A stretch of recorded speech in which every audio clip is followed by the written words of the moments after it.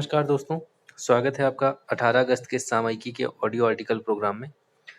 आज की पहली खबर है कि सुडोकू के गॉडफादर माकी काजी का निधन हो गया है। और आपने देखा होगा सुडोकू एक गणित पर आधारित गेम है जो कि ग्रिड बने होते हैं 3x3 4x4 ऐसे करके। न्यूज़पेपर्स में खासकर देखा होगा आपने, ये गेम होता है।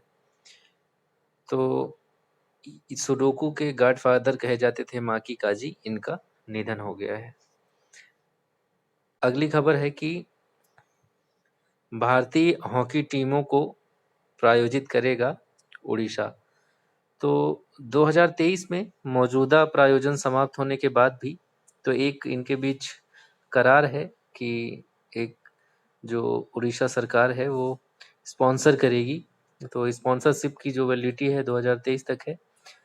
इसके बाद भी घोषणा की गई है उड़ीसा सरकार द्वारा कि 10 वर्षों के लिए स्पॉन्सरशिप को फिर से बढ़ाया जाएगा और पुरुषों और महिलाओं की जो राष्ट्रीय हॉकी टीमें हैं उनको प्रायोजित करना, स्पॉन्सर करना जारी रखेगी जो है उड़ीसा सरकार। तो आपको पता हो कि 2018 में उड़ीसा ने 5 साल के लिए पुरुष और महिला टीमों को स्पॉन्सर करने के लिए हॉकी इंडिया टीम के साथ 100 करोड़ का समझौता किया था। और यहाँ के मुख्यमंत्री हैं नवीन पटनायक जी। तो इनके द्वारा प्रत्येक खिलाड़ी को 10 लाख और प्रत्येक सहयोगी स्टाफ को 5 लाख भी दिए गए हैं।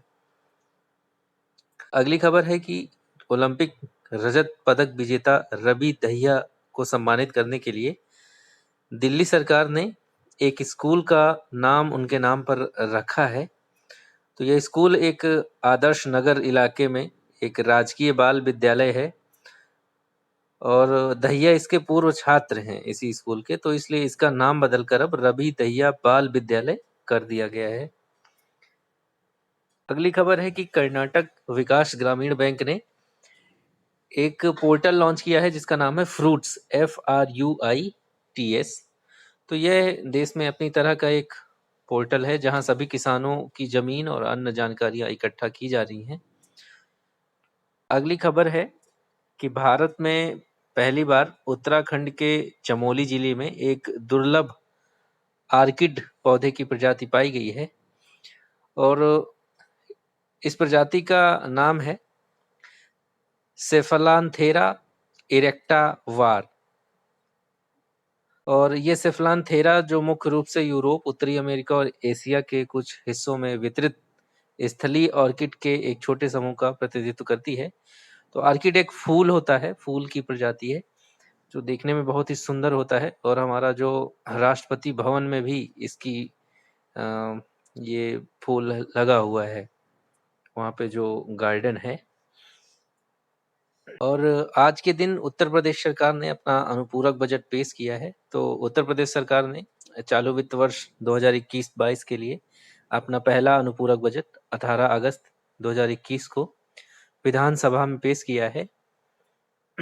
और सरकार ने फरवरी 2021 में 5,50,000 करोड़ रुपए से अधिक का आम बजट पेश किया था। और उत्तर प्रदेश विधानमंडल का संक्षिप्त 5 दिवसीय मानसून सत्र जो है 17 अगस्त को शुरू हुआ है। अगली खबर है कि युगांडा में उन 2000 शरणार्थियों को शामिल किया जाएगा जो तालिबान के सत्ता में आने के बाद अफगानिस्तान से भाग आए हैं। 500 अफगानों का पहला समूह 17 अगस्त 2021 को एंटेबे हवाई अड्डे पर पहुंचा। अगली खबर है कि तालिबान के सत्ता में वापस आने के बाद जर्मनी ने अफगानिस्तान के लिए विकास सहायता फिलहाल रोक दी है।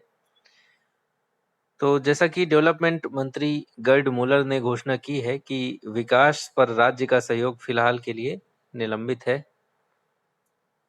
अगली खबर है कि संयुक्त राष्ट्र मानवाधिकार परिषद यानी UNHRC तालिबान के अधिग्रहण के बाद मानवाधिकारों की गंभीर चिंताओं को दूर करने के लिए अफगानिस्तान की स्थिति पर एक विशेष सत्र आयोजित करेगी। जिनेवा फोरम 24 अगस्त 2021 को इस कदम का समर्थन करने वाले लगभग 90 अन्य देशों के अनुरोध पर विशेष सत्र बुलाने के लिए तैयार है। बता दें कि विशेष सत्र बुलाने के लिए परिषद के 47 सदस्यों में से 1/3 के समर्थन की आवश्यकता होती है।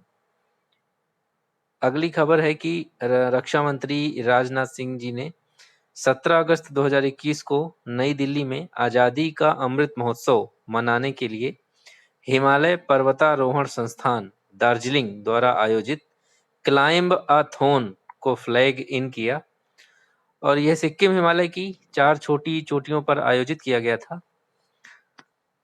अगली खबर है राष्ट्रीय बौद्धिक संपदा पुरस्कार 2020 के संबंध में। तो हमारे वाणिज्य और उद्योग मंत्री श्री पीयूष गोयल जी ने 17 अगस्त 2021 को नई दिल्ली में एक आभासी कार्यक्रम में राष्ट्रीय बौद्धिक संपदा पुरस्कार 2020 प्रदान किए। उन्होंने यह भी घोषणा की कि सभी मान्यता प्राप्त शैक्षणिक संस्थानों, सरकारी, सहायता प्राप्त या निजी के लिए आईपीआर के लिए शुल्क में 80% की कमी भी होगी। अगली खबर है आईएनएस कोच्चि को लेकर।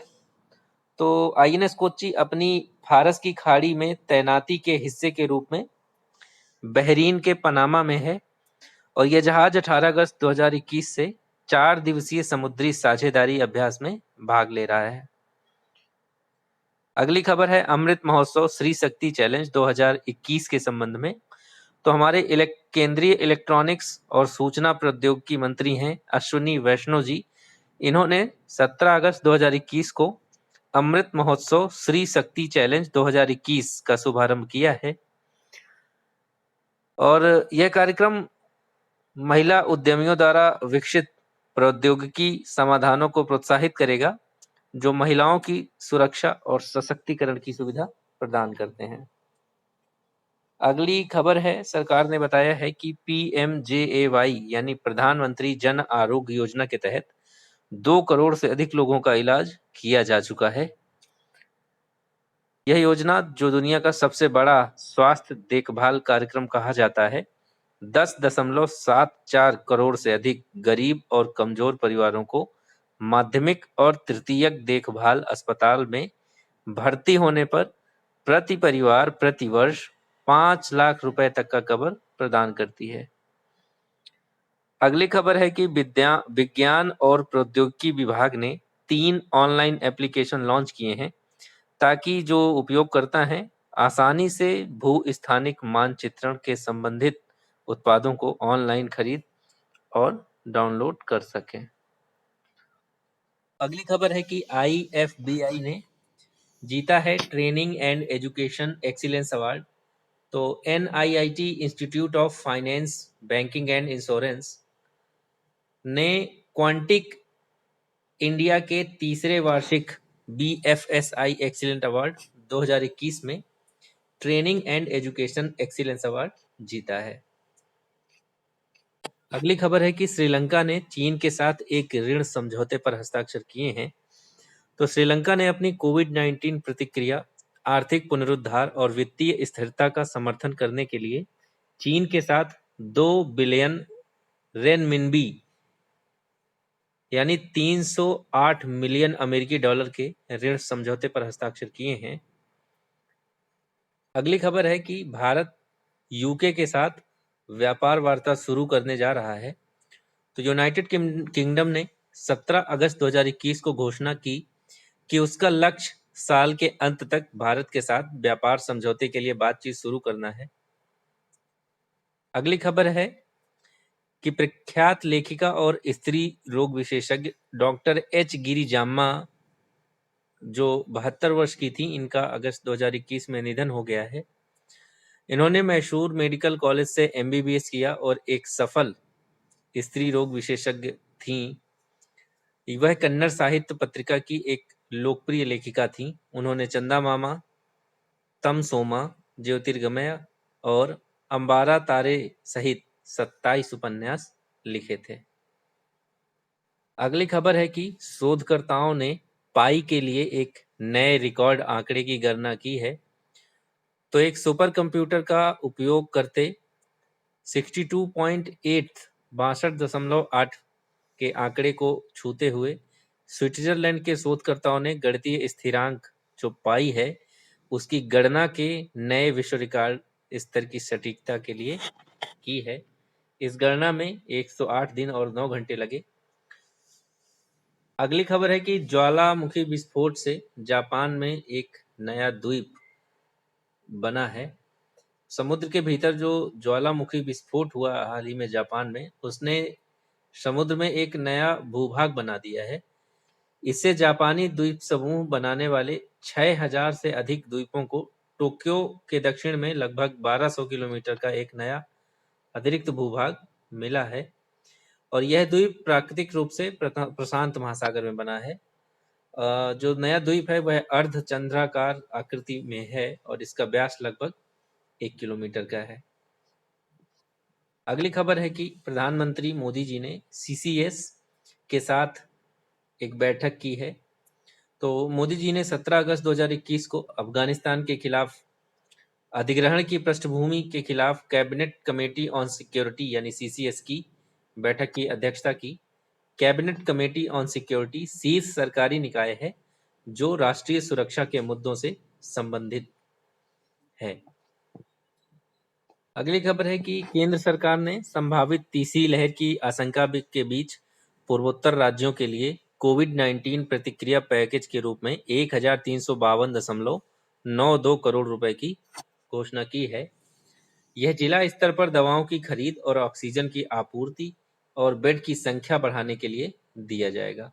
तो दोस्तों, यह थे दिनांक 18 अगस्त 2021 के करंट अफेयर्स। चैनल से जुड़े रहें, इसको शेयर करें, पढ़ते रहें। धन्यवाद।